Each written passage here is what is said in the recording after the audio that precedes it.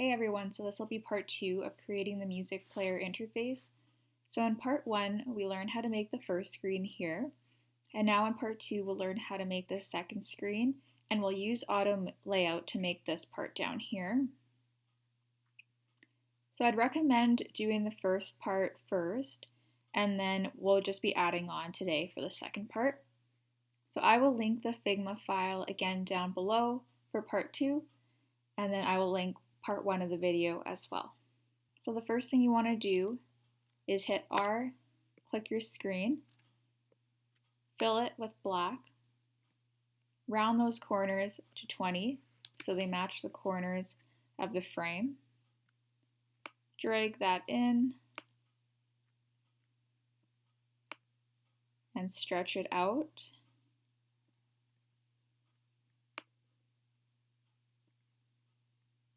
And we want to put this somewhere in between the text and the image here. So somewhere there.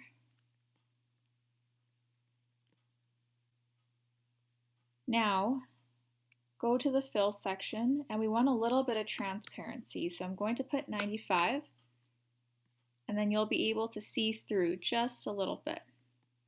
Now we want to start putting in our text and our icons. So I'm just going to take a frame here just as our working space and make it black so we can see everything better. Then I'm going to add some text, add to playlist, and make that text Nonito, medium, and 20 in white.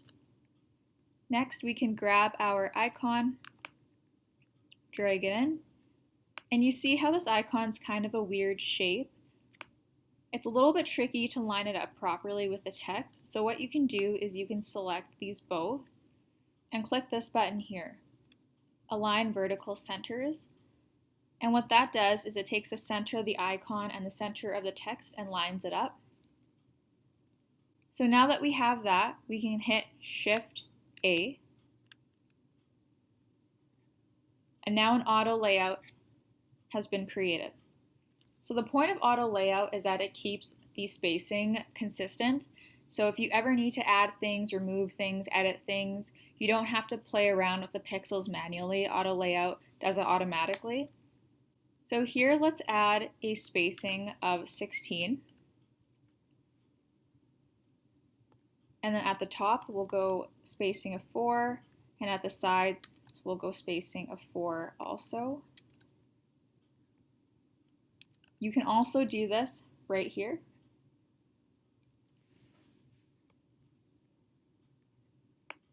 And now that we have that, we'll duplicate it.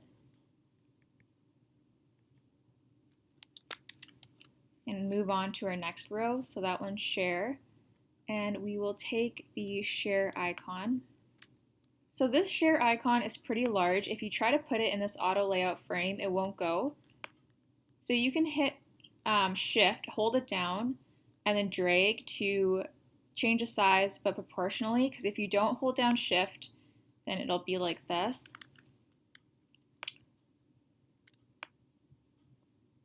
So that way it'll fit into the frame. Otherwise, if you want to keep it the same, then what you can do is you can go to the Layers panel here, and see how the icon is outside of this frame. You can drag it so it's in the frame, and then it'll show up there. And we'll duplicate it again. To duplicate it like that, you can either go Command C, Command V, copy and paste, or you can hold down Option and drag.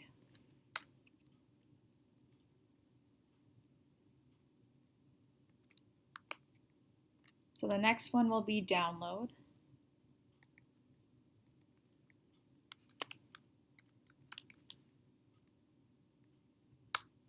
And you can see that auto layout keeps the spacing consistent. Even though we're changing the icon, we're changing the text.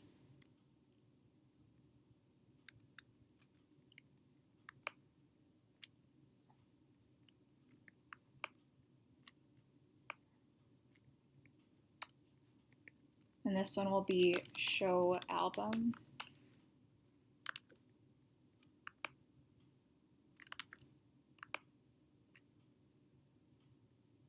And the last one will be delete.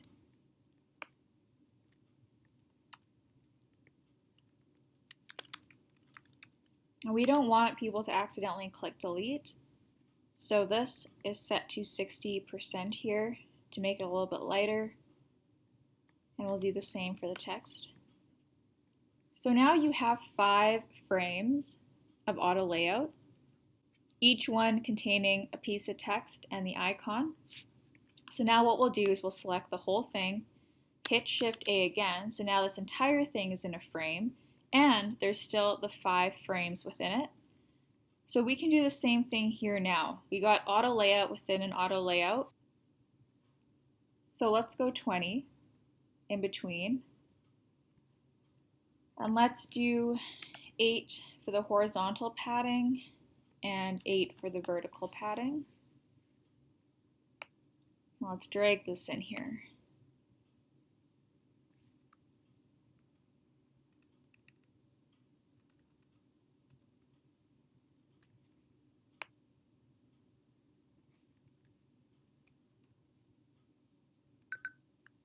Okay, so we got a pretty even spacing here now.